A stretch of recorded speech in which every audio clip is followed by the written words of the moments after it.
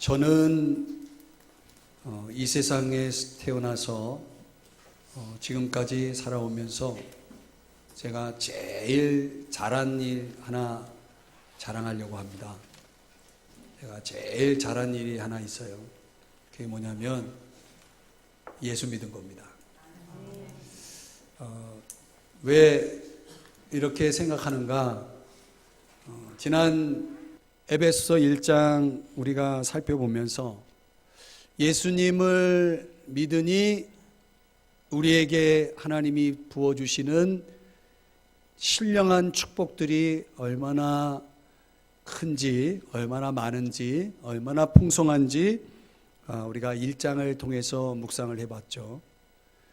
그런 축복 하나하나를 생각해 보면 정말 예수님 믿기를 잘했다라고 생각이 됩니다. 여러분도 그러십니까? 지난주에 살펴본 에베소 2장 1절에서 10절은 우리가 예수 믿고 받은 축복 가운데 가장 선명하게 분명하게 가장 중요한 또 축복을 하나 소개하는데 그게 뭐냐면 허물과 죄로 죽었던 우리를 살렸다는 것입니다. 살렸다라고 하는 말을 다른 말로 구원이라고 설명합니다. 구원. 여러분은 살아나셨나요? 네, 살아나셨죠.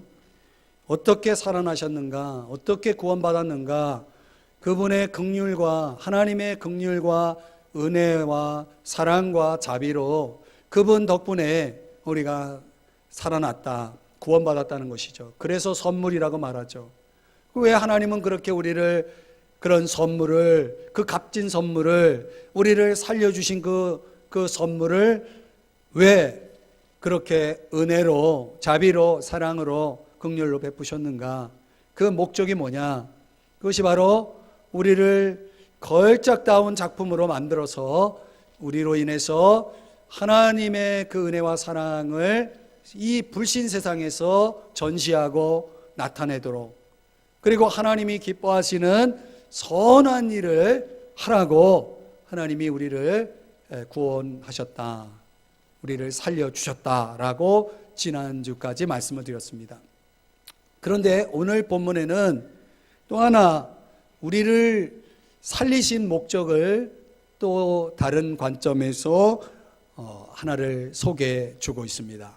그게 뭐냐면 22절입니다. 한번 보실까요? 22절. 거기 보면은 우리가 읽은 본문의 22절 보면 하나님이 거하실 처소가 되기 위하여 이렇게 말씀하죠. 하나님이 거하실 처소가 되기 위하여. 이 처소라고 하는 단어는 문자적으로 성전이라는 뜻인데요. 이 성전은 지금 현재 이 현대로 말하면 교회를 가리킵니다. 하나님은 저와 여러분인 교회에 뭐 하길 원하시냐면 거하시기를 원하십니다. 하나님이 거하시는 교회가 되어야 하는데 만약 하나님이 거하지 않는다면 교회는 교회일 수가 없죠. 교회가 교회다울 수 있는 것은 그곳에 하나님이 거하시기 때문인데요. 그 하나님이 거하시는 교회가 가지고 있는 특징이 하나 있는데 그 키워드가 뭐냐면 오늘 14절의 말씀에 가보면 하나라는 단어가 나옵니다. 하나를 만드사. 15절에 보면 한 세 사람을 지어. 16절에 보면 한 몸으로. 18절에 보면 한 성령 안에서. 지금 제가 계속 강조하여 읽은 한이라는 단어, 하나라는 단어는 유니티, 영어로 말하면 유니티, 영적 연합을 강조하고 있는 단어입니다. 그러니까 이것을 풀어 설명하면 하나님이 거하시는 교회는 연합된, 유니티를 이룬 영적으로 연합된 교회라는 것입니다. 영적인 연합을 이룬 교회. 문제는 이 성경, 기록된 성경 에베소서는 에베소 교회 성도들에게 보내진 편지인데요. 이 에베소 교회 성도들 안에는 두 집단의 알력이 존재했다는 것입니다. 이 두 집단은 서로 물과 기름처럼 섞일 수가 없는 아주 극명한 어떤 차별이 있었던 것이죠. 오늘날 현대교회 안에도 집단 이기주의가 존재할 수 있죠. 그래서 집단과 집단이 어떤 맞서는 그런 갈등 때문에 교회가 아주 추해지는 경우도 많고, 교회가 세상 속에서 정말 하나님의 영광을 가리고 또 교회답지 못한 모습을 보이는 경우도 많이 있다는 것을 여러분들은 이미 알고 있을 겁니다. 교회 안에 어떤 정치적인 노선, 또 신분적인 차이, 그리고 어떤 그 사람이 가지고 있는 어떤 소유된 어떤 그런 경제적인 어떤 지적인 그런 것들의 차이에 의해서 벌어질 수 있는, 또 우리 문화가 가지고 있는 학연이나 지연에 의해서 우리 교회라고 하는 하나님이 거하실 공동체 안에도 뭐가 있어요? 분열이 있고 차별이 있을 수 있다는 것입니다. 그런 교회는 하나님이 거하실 수 없다는 거예요. 그래서 하나님이 거하신다라고 하는 이 걸작 공동체가 하나님이 거하심으로 인해서 하나님의 영광이 나타나고 하나님께 쓰임을 받는 그런 공동체 되기 위해서 우리는 전적으로 하나가 되어야 됩니다. 연합해야 됩니다. 유니티를 이루어야 됩니다. 이걸 위해서 오늘 본문에는 그러므로 11절을 보실까요? 그러므로 생각하라 라고 말하고 있습니다. 이 생각하다라고 하는 단어는 remember라고 하는 단어인데 기억하다라는 단어예요. 그러니까 우리가 하나님이 거하시는 교회 되기 위해서 영적인 연합을 이루어야 되는데, 이 영적인 연합을 위해서 우리가 기억해야 될 세 가지가 오늘 성경에 나와 있습니다. 그 내용이 뭔지 함께 생각해 보겠습니다. 첫 번째는 그리스도의 십자가입니다. 한번 따라 하십시다. 그리스도의 십자가. 우리가 에베소 2장을 보고 있는데 1장 7절 앞서서 살펴본 내용에 의하면 예수님이 십자가에 달리신 목적이 우리의 죄 사함을 위한 것이다 라고 말씀하고 있죠. 우리의 죄 사함. 그러니까 예수님이 왜 십자가에서 죽으셨어요? 오늘 저와 여러분의 죄 사함을 위해서 죽으신 겁니다. 죄 용서 받음을 위해서. 그런데 2장에 와서는 또 하나의 목적이 소개되고 있습니다. 예수님이 십자가에 달리신 목적 13절입니다. 전에 멀리 있던 너희가, 이 멀리 있다는 것은 공간적인 거리적인 지리적인 그런 멀리 있음이 아니고 이거는 하나님으로부터 멀어져 있다라고 하는 의미예요. 그러니까 에베소 교인들이 예수님 믿기 전에는 하나님과 너무 멀리 떨어져 있었어요. 하나님과의 관계 속에서 하나님으로부터 멀리 떨어져 있던 너희가 그리스도 예수 안에서 예수 그리스도의 피로, 즉 십자가로 가까워졌다. 그러니까 이 십자가는 하나님으로부터 멀리 있었던 사람을 하나님께 가깝게, 관계를 가깝게 만들었다는 것입니다. 그리고 14절, 둘로 하나를 만드사 원수된 것 곧 중간에 막힌 담을 자기 육체로 오시고. 자, 저를 보실래요? 예수님의 십자가는 하나님을 멀리했던 사람을 하나님과 가까워지도록 만들었고, 또 예수님의 십자가는 중간에 막힌 담을 허물었다는 것입니다. 중간에 막힌 담, 이 중간에 막힌 담이 뭐냐? 예루살렘 성전에 가면 이방인들, 유대인이 아닌 사람들 다 이방인입니다. 이방인들이 들어갈 수 있는 뜰이 있고 유대인들만 들어갈 수 있는 뜰이 있다는 거예요. 유대인들만 들어갈 수 있는 뜰. 근데 이 뜰과 뜰 사이를 구분하는 담이 하나 있었다는 거예요. 이 담. 근데 이 담을 넘어서 이방인이 유대인의 뜰에 들어가면은 돌에 맞아 죽는 거예요. 그러니까 이 중간에 막힌 담은 유대인과 이방인들을 구별하는, 차별하는 아주 중요한 기능을 하고 있었던 거죠. 문제는 예수님이 십자가에서 죽으심으로 이 담을 허물었다는 것입니다.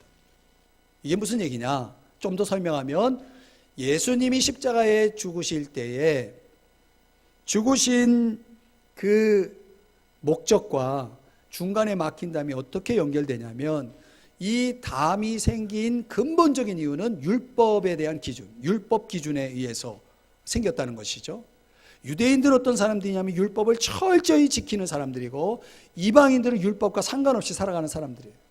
그래서 율법을 철저히 지키는 유대인들은 그 율법을 지킴으로 의롭다고 생각했고 율법을 지키지 않는 사람들은 개처럼 여겼다는 거예요.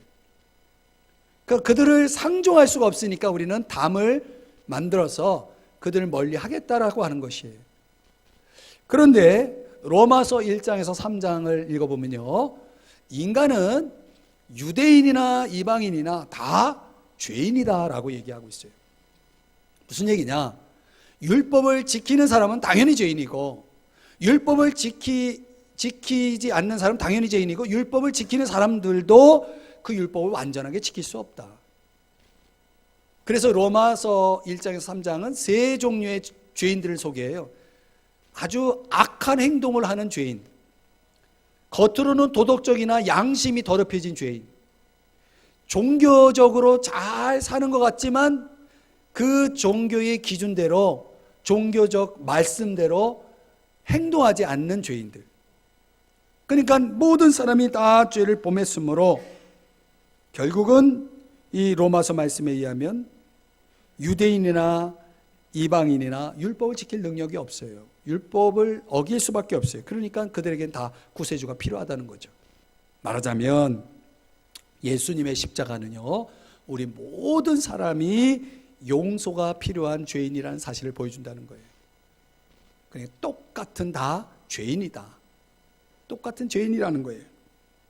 용서받은 죄인이죠. 그래서 갈라디아서 3장 28절에서는 유대인이나 헬라인이나 종이나 자유인이나 남자나 여자나 다 그리스도 예수 안에서 하나다, 이렇게 말씀을 하고 있는 것입니다. 그러니까 모든 차별이 끝나는 거예요. 그런데 여러분, 타 종교에는요 차별이 있어요. 힌두교를 볼까요? 카스트 제도가 있어요. 이 카스트 계급 제도에 의하면 사람은 태어나면서 계급을 가지고 있어요. 신분을 가지고 태어나요. 그 신분에 걸맞게 살아야 되고 그 신분을 벗어날 수가 없어요. 얼마나 철저하게 신분적으로 나눠져 있습니까? 힌두교는. 또 이슬람교는 남자와 여자가 함께 예배당에 들어갈 수 없어요. 예배를 드릴 수 없어요. 함께 예배를 드리지 못합니다. 이 남자와 여자의 분명한 차별이 있습니다. 또 몰몬교, 여러분 그 명찰 달고 유니폼 똑같은 양복 입고 다니는 외국인들, 이 사람들이 몰몬교도들인데요, 이들은요 흑인들을 예배당에 드리지 않습니다. 인종차별이 있습니다. 그러니까 여러 종교들을 보면 그 종교에는 다 장벽들이 있다는 거예요. 그러니까 오늘날 교회는 어떻습니까? 오늘날 교회는 오늘 성경이 말씀하는 것처럼 그리스도는 우리의 화평이시다. 14절. 그리스도는 둘로 하나를 만드셨다. 그러니까 예수 그리스도의 십자가 앞에서 둘은 없는 거예요. 우리는 하나인 것입니다. 십자가 앞에 서는 순간 우리는 하나인 것입니다. 어떤 하나입니까? 용서받은 죄인들의 하나죠. 마이컴 머거리지라고 하는 분이 이런 말을 했어요. 하나님은 인간 모든 피조물들을 영혼의 관점에서 본다는 거예요. 영혼의 관점. 이 현재의 관점에서 보면 인간은 하나님이 용납할 수 없는, 받아들일 수 없는 존재라는 거죠. 그래서 인간은 끝없이 하나님을 실망시키는 존재다.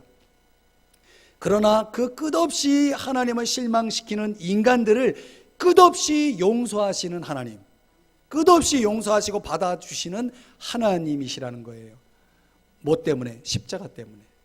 그 십자가는 끊임없이 인간을 용서하시고 받아주시게 했다는 것입니다.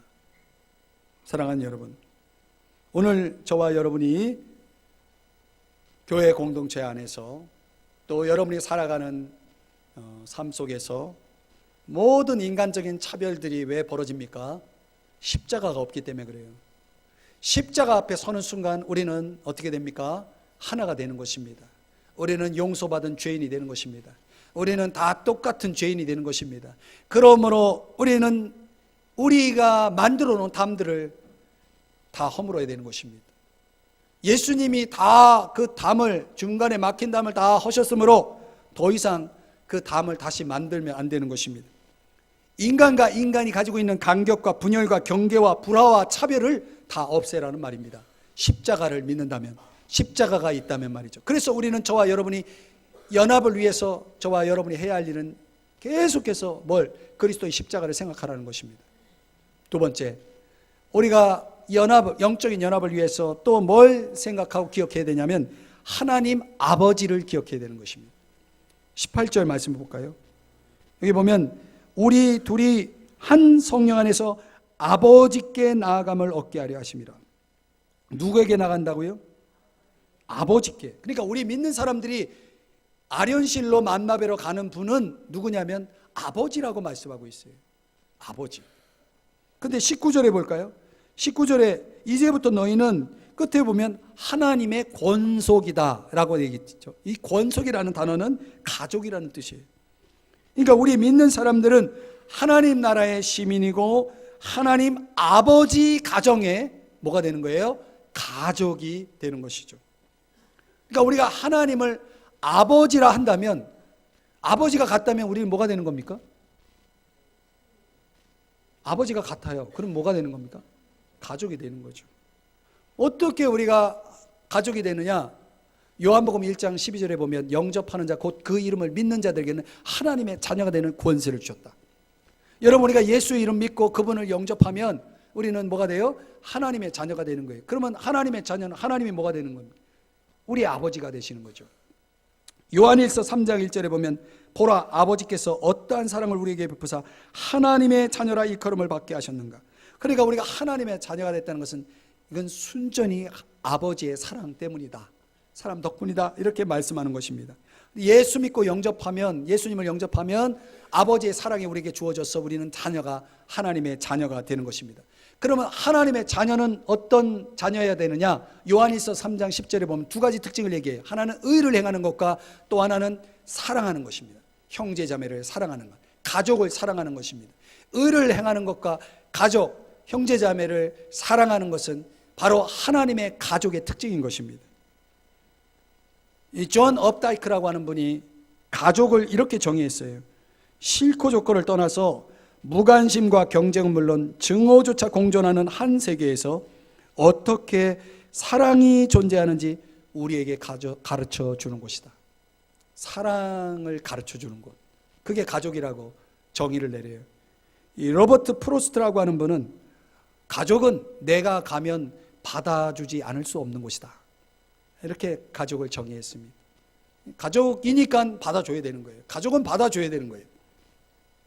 여러분의 가족이 여러분 집에 들어왔는데 안 받아줘요? 그럴 수 없는 거죠. 받아줘야 되는 겁니다. 그런데 여러분, 자, 저를 보세요. 가만히 생각해 보면요, 여러분은 가족을 선택하셨나요? 여러분, 가족은 선택하는 게 아니죠. 내가 태어나는 순간 가족에 편입되는 거죠. 가족은 이미 존재하는 것입니다. 내가 태어나 보니까 나의 아버지가 있고 어머니가 있고 형제 자매가 있는 것입니다. 가족은 선택이 아닙니다. 가족은 주어지는 것입니다. 그런데 우리가 생각해 볼 때 가족이 마음에 안 들어요. 그런 가족이 있죠? 가정의 달, 여러분 가족들과 관계가 좋으시나요? 이 헨리 나우엔이라고 하는 분이요, 가족을 이렇게 정의했어요. 결코 함께 살고 싶지 않은 사람과 언제나 같이 사는 곳, 이게 가족이래요. 어쩌면 여러분의 가족이 함께 살고 싶지 않은 그런 구성원이 있을 수 있겠죠. 뭔가 실망하고 상처받고 그러면. 그래도 가족은 언제나 같이 사는 거예요. 이게 가족이라는 거예요. 여러분, 우리 믿음의 가족도 마찬가지입니다.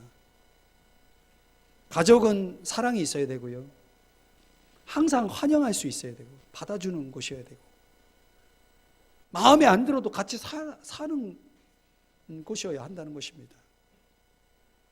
영적인 가족들, 여러분이 피를 함께 나눈 혈연 가족도 그러하거니와 영적인 가족은 얼마나 더 마음에 안 드는 것들이 많아요.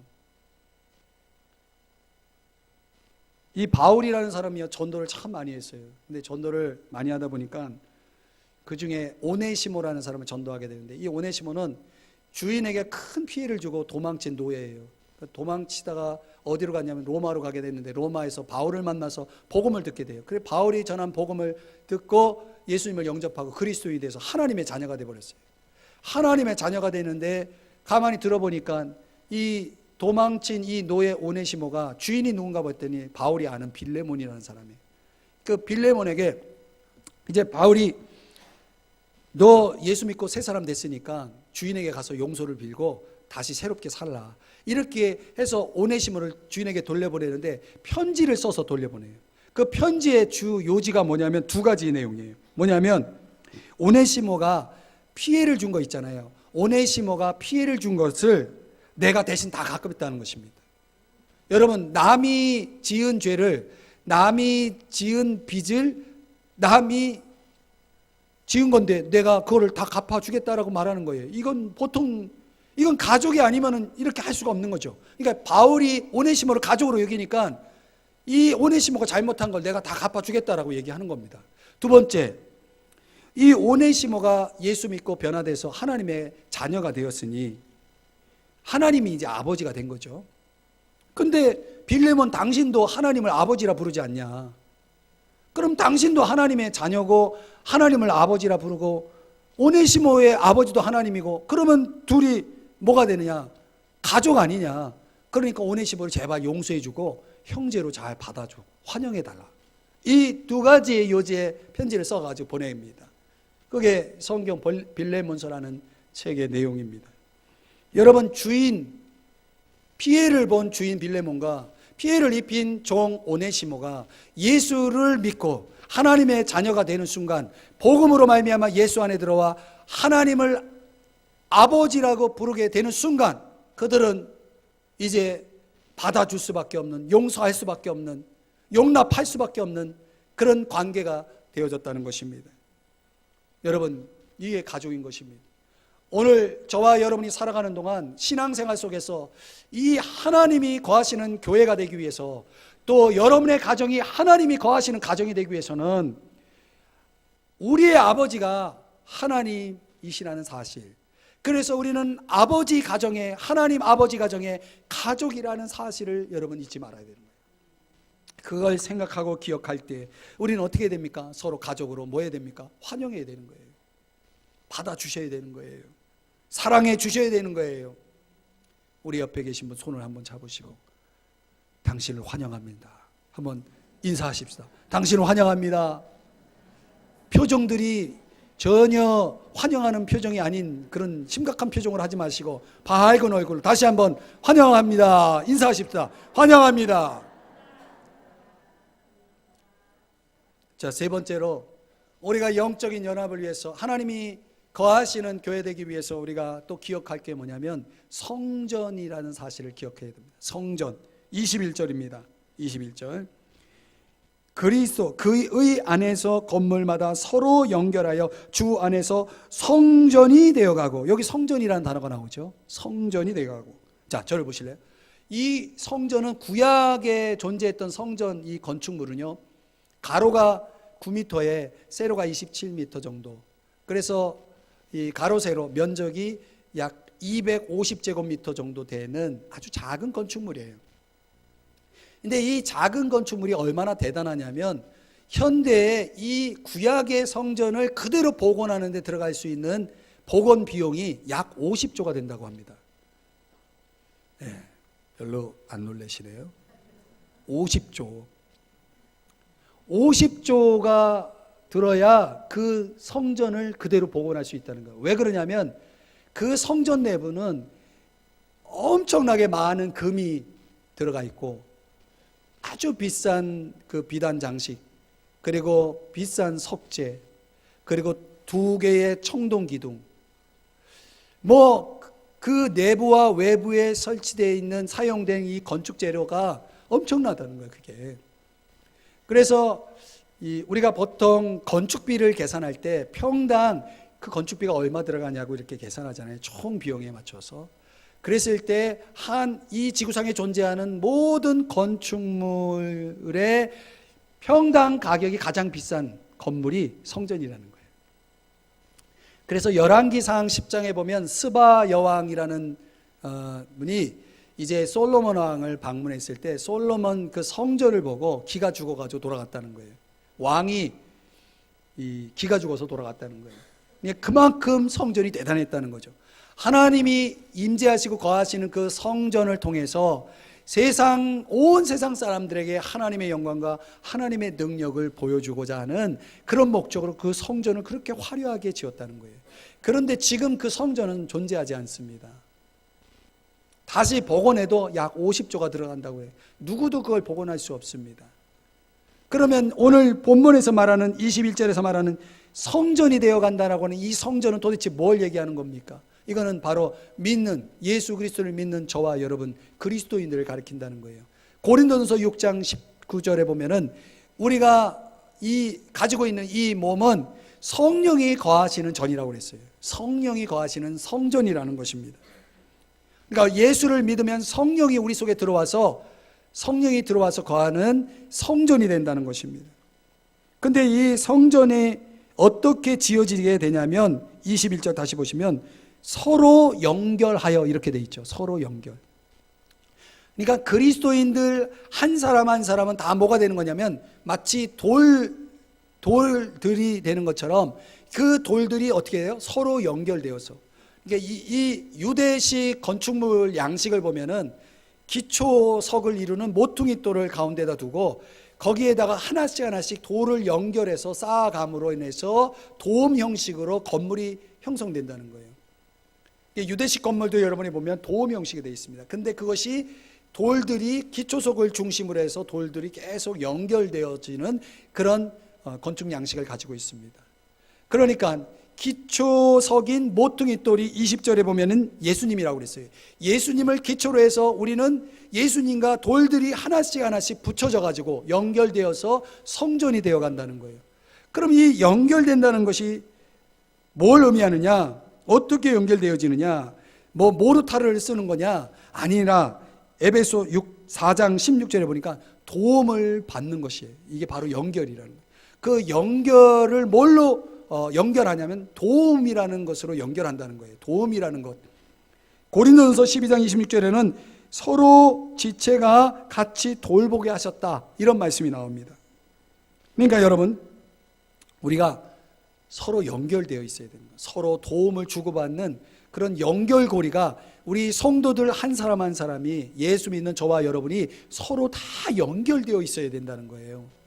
그런데 사람들이 연결되는 걸 싫어하죠. 불편해하죠. 그것을 사람들이 마치 선택사항인 것처럼 생각하죠. 그렇지 않습니다. 우리가 성전이 되어 간다는 것은 이미 성전의 돌로 내가 사용되고 있다는 거예요. 그러니까 그 연결된 돌 중에 하나를 빼버리면 그 건물은 다 무너지게 되어 있는 것입니다. 그런 구조 양식을 가지고 우리가 서로 연결되어지는 이것이 얼마나 중요합니까? 성전 되기 위해서, 하나님이 거하시는 성전 되기 위해서. 근데 여러분, 전도서 4장에 보면 서로 연결되어지는 것이 왜 그렇게 중요하냐에 대한 유익성을 몇 가지 소개하는데, 두 사람이 한 사람보다 낫다라는 말이 있어요. 두 사람이 한 사람보다 낫다. 이게 뭐냐면, 자, 저를 보세요. 우리 인생 속에는 사람들마다 다 넘어질 때가 있죠. 저도 넘어질 때가 있습니다. 그러니까 사람마다 넘어지지 않는 사람이 없죠. 근데 중요한 건 뭐냐면, 넘어졌을 때 얼마나 빨리 다시 일어서느냐가 중요하죠. 근데 전도서 4장 10절에 보면 넘어졌다가 다시 일어서고자 할 때에 나의 일어섬을 도와줄 수 있는 사람이 곁에 있느냐 없느냐, 곁에 없다면 그 사람은 화가 있도다라고 말씀하고 있어요.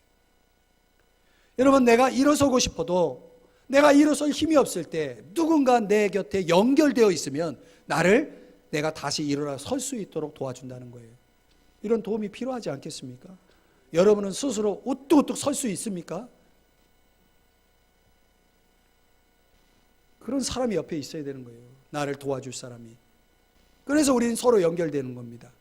또 전도서 4장 11절에 보면은 이런 말씀이 나와요. 두 사람이 함께 누우면 따뜻하다. 이게 무슨 배경을 가지고 있냐면 사막은 낮에는 뜨겁고 밤에는 뼛속까지 추운 그런 추위를 겪는다는 거예요. 그래서 사막을 여행하는 사람이 사막 여행에서 생존하는 방식 중에 가장 중요한 게 친구를 사귀는 거래요. 왜 친구를 사귀느냐? 밤에 그 뼛속까지 추운 그 밤을 이겨내기 위해서 서로 동성끼리는 등을 맞대고 잔다는 거예요. 등을 맞대고. 그래서 그 추위를 이겨낸다는 거예요. 그리고 다음날 일어나서 다시 여행을 시작하는 거예요. 저도 가끔 강아지를 내가 이렇게 키우고 자거든요. 얼마나 따뜻한지 몰라요.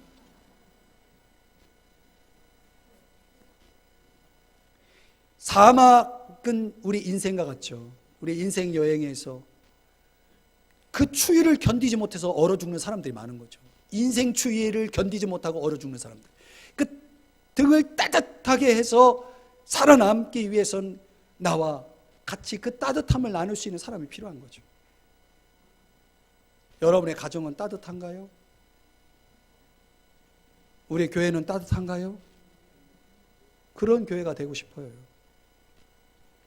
전도서 4장 12절에 보면은 한 사람이면 능히 패하겠거니와 두 사람이면 능히 당하나니. 이게 뭐냐면 연결되면 서로 승리자가 된다는 거예요. 여러분, 사람은 경쟁자가 아니에요. 협력자지. 모든 사람이 경쟁자로 보이면 우리는 독립될 수밖에 없고 고립될 수밖에 없죠. 그러나 연결된다는 건 뭡니까? 서로를 경쟁자가 아닌 협력자로, 동력자로 본다는 거예요. 그러면 함께 싸우면 시너지 효과가 나는 것이죠. 인생의 싸움은 이렇게 서로 연결되어서 싸울 필요가 있다는 것입니다. 사랑하는 여러분, 그러므로 우리가 성령의 전이다, 서로 연결된 전, 성전이 되어 가고 있다라고 하는 이 개념을 우리가 깊이 기억하고 생각한다면 오늘 저와 여러분은 어떻게 됩니까? 서로 연결되도록 힘써야 되는 거예요. 그러니까 히브리서 10장에서 말하는 것처럼 모이기를 패하는 습관을 버려야 되는 거예요. 여러분, 우리 성도님들은 모이는 걸 귀찮아하죠. 아닙니다. 여러분, 서로 연결될 필요가 있습니다. 이건 뭐예요? 모임을 가져야 된다는 것입니다. 헨리 나우엔이라는 분 아까 소개했는데 이분이 쓴 책 가운데 상처 입은 치유자라는 책이 있습니다. 이 책은 여러분이 꼭 사서 읽어보길 바라요. 이 상처 입은 치유자라는 책에서 헨리 나우엔이 이런 말을 했습니다. 기다려주는 사람 없이는 누구도 살 수 없다. 저는 이 말에 공감하는 사람입니다. 여러분이 열심히 일터에서 일을 하고 집으로 돌아갑니다. 왜 돌아갑니까? 그곳에 나를 기다려주는 사람이 있기 때문에 돌아가는 것입니다. 여러분, 우리 인간은 나를 기다려주는 사람 없이는 살아갈 수 없는 것입니다. 누군가 내가 인생을 통해서 겪고 있는 기쁨을, 고통을 들어줄 수 있는, 내 이야기를 들어줄 수 있는 기다려주는 사람이 있어야 여행도 가고, 기다려주는 사람이 있어야 집으로도 가고 교회로도 오는 것입니다. 그런 연결성이 있는 것을 가르쳐서 헨리 나우엔은 마음의 결을 맞춘다 이렇게 얘기했습니다. 마음의 결을 맞춘다. 여러분의 마음과 결을 같이 이렇게 맞춰주는 사람이 있는 사람, 이게 연결된 사람입니다. 여러분, 제가 요즘 읽고 있는 책 중에 하나가 그 겨울의 일주일이라는 제목의 장편 소설인데요. 메이브 빈치라고 하는 분이 쓴 책인데, 이 아일랜드 서부에 위치한 한 해안 마을에 그 다 이제 허물어질 위기에 있는 저택을 호텔로 바꾸어서 그 호텔을 경영하게 되는 치키라는 이 여자가, 중년 여인이 이제 그 호텔로 새롭게 단장을 해서 그 호텔에 사람들을 이제 손님들을 맞이하게 되면서 그 한 손님 한 손님을 맞이하면서 벌어지는 이야기들을 이제 소개합니다. 근데 여러분들에게 그 책의 내용을 소개하려는 게 아니고, 그 책을 읽으면 무슨 느낌이 드냐면 참 따뜻하다는 느낌이 들어요. 그러니까 여러 가지 이유에 의해서 그 호텔에 오게 되는 손님들의 이야기인데, 그 손님들마다 다 사연이 있어요. 근데 그 호텔을 경영하게 될 치키라는 여자도 그렇고, 거기에 이제 경영에 참여하게 되는 리거라는 청년도 그렇고, 다 뭐냐면 상처받은 사람들이고 다 문제가 있는 사람들이에요. 그런데 그 호텔에 그래서 이제 그 상처들이 하나씩 하나씩 치유되고 거기에 찾아온 손님들이 변화가 되어지는 그런 이야기, 아주 따뜻한 책이에요. 좀 두께가 있어가지고 시간이 걸리지만, 전 소설은 안 좋아하지만 이 책을 보면서 뭘 생각을 했냐면, 우리 교회가 이런 교회가 됐으면 좋겠다, 이런 생각을 하면서 그 책을 보는 거예요. 여러분, 겨울인데 따뜻하다는 얘기예요. 저마다 추운 겨울을 보내듯 쓸쓸하게 인생을 살아가지 마시고 여러분의 삶이 따뜻했으면 좋겠습니다. 여러분의 가정이 따뜻했으면 좋겠습니다. 우리 교회도 그렇죠. 우리 교회도 따뜻했으면 좋겠어요. 그러기 위해서는 세 가지를 기억해야 됩니다. 십자가를 기억해야 됩니다. 십자가가 있어야 차별이 없어집니다. 십자가가 있어야 우리가 다 똑같은 죄인이라는 사실을 깨닫게 됩니다. 인간이 만들어 놓은 담들이 다 무너지는 것입니다. 하나님 한 분 아버지를 기억해야 됩니다. 그분이 우리의 아버지라면 우리는 가족인 것입니다. 가족은 환영해야 됩니다. 가족은 사랑해야 됩니다. 그러므로 우리의 아버지가 같은 아버지인 것을 우리가 기억해야 됩니다. 우리는 서로 연결되어져서 지어진 성전이라는 사실을 잊지 말아야 됩니다.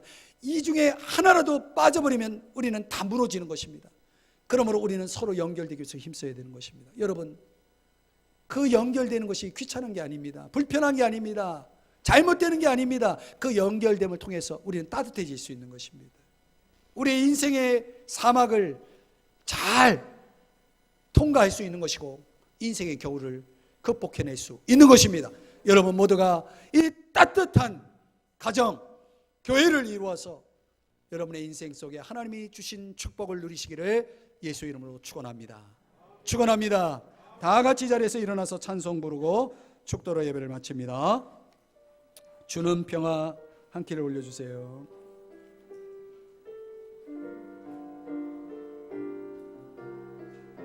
주는 평화, 주는 평화, 막힌 담을 모두 허셨네. 평화,